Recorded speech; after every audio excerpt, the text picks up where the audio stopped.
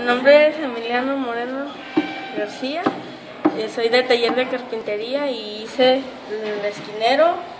Para hacer la media luna utilicé la caladora y son 3 tablas de 20 por 30 y 2 tablas de 30 por 70.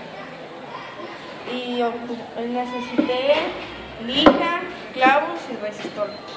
Y la llave, utilicé lija, pintura, la caladora, 2 orejas de ratón y los 7.